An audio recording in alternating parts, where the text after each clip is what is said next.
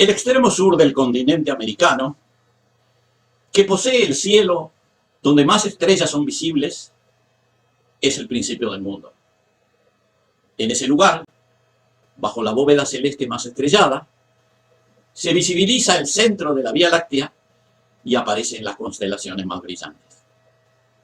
Se ven elevadas en el cielo las famosas nubes estelares, la grande y la pequeña, el cuadrilátero de la falsa cruz, que más bien se nos aparece como la huella del ave corredora, los ojos del jaguar que la señalan y la forma innominada y esquemática de una ballena desplazándose por los espacios irremediablemente negros de los cielos sin luna. Allí mismo, en el principio del mundo, bajo ese cielo estrellado, se creó una naturaleza generosa, diferente y única. A esa comarca de la tierra y del mar fueron llegando seres humanos desde diversas procedencias. Todavía no sabemos bien de dónde llegaron, pero de a poco fueron ocupando las islas y canales del extremo sur del continente, lo que llamaremos el Gran Archipiélago del Sur. Según parecen, los primeros que llegaron lo hicieron hace 3.000 o 4.000 años. Eran varias comunidades de un pueblo canoero, conocedor del océano y el mar, lo demostraron con el tiempo, y también con conocimiento de causa se fueron estableciendo en los canales e islas de este gran archipiélago. A ese pueblo hoy se lo denomina yaganes o yamanas. Poco después, tal vez algunos siglos más tarde, otro pueblo que venía del norte siguiendo los rebaños de guanacos cruzó el canal principal que separaba el continente de la gran isla, que con el tiempo sería llamada, tal vez apropiadamente, Tierra del Fuego, y allí se estableció. Este pueblo se aquerenció en la Isla Grande, donde también había numerosos guanacos y muchos otros recursos, tanto en la tierra como en las playas y puntas rocosas del país. Ese pueblo ha sido denominado Haush, pero ellos se denominaban a sí mismos los Manequens. En esa misma época, difícil es saber si antes o después, llegó a la región de las islas y canales otro pueblo canoero, que ocupó gran parte de los canales e islas del noroeste del archipiélago. Ellos también sabían de mar y de canoas, de navegación en los canales, de sumergirse implacablemente en estas aguas frías, que a primera vista parecen inadecuadas para los seres humanos, pero que en los hechos demostraron que no lo son. Estos pueblos fueron denominados Alacaluf, y ellos mismos se llamaron Cahuéscar. Algunos siglos más tarde llegaron otras gentes, siguiendo a los rebaños de guanacos en los valles y estepas del continente cercano, llegaron al canal y lo cruzaron. Eligieron establecerse en la Isla Grande, donde también había rebaños de guanacos, compartiendo la isla con los Haush o Manequens que habían llegado anteriormente. Son los Onas, o como ellos se autodenominan, son los Selknam. Finalmente, más recientemente, otras comunidades llegaron al sur, siguiendo a los rebaños de guanacos y también de huemules, que son los venados del sur. Se establecieron en las costas del canal, pero no lo cruzaron. Allí quedaron hasta la actualidad. Son los tehuelches, o mejor dicho, los Aonikenk, que es el nombre que se atribuyen a sí mismos. Y así se fue construyendo la geografía humana de esta región del sur, la que llamamos, con justicia, el principio del mundo. Los pueblos del principio del mundo estaban en una zona privilegiada de la naturaleza. Esta región del extremo sur del continente es una de las zonas más productivas del planeta. Para las gentes que están acostumbradas a otras latitudes y otros climas, puede ser difícil comprender cuando digo que es una de las comarcas más productivas del continente. Déjenme explicarles. Bueno, en las tierras emergidas, o sea, en las islas, hay un ecosistema forestal que incluye varios árboles importantes.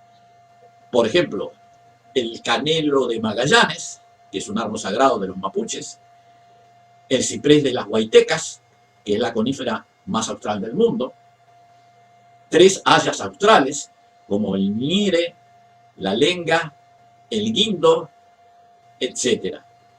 Esos árboles, asociados a otras plantas, configuran un ecosistema que puede ser utilizado para la alimentación, para la construcción de viviendas, para la construcción de canoas y para la sobrevivencia que aprovecharon los pueblos que habitaron allí durante muchos siglos. Allí pastorea el guanaco. Hay varios roedores, como el tucutuco y otros. Producen varios tipos de frutos silvestres. Y, en definitiva, constituye un ecosistema diverso y hasta hace poco tiempo era sostenible, debido al tipo de uso que le daban los pueblos que allí habitaban.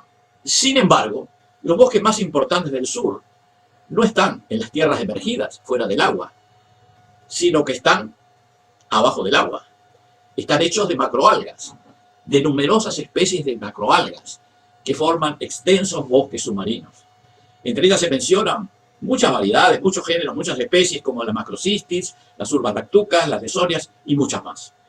En esas aguas y en los ríos adyacentes también proliferan cardúmenes de peces variados y abundantes, como las sardinas fueguinas, los bacalaos de profundidad, la merluza austral, los congrios, además de los langostinos, las centollas, las jibias, etc. Por supuesto, también hay muchas focas, como la foca cangrejera y la foca leopardo. Hay 2 especies de otáridos o lobos marinos.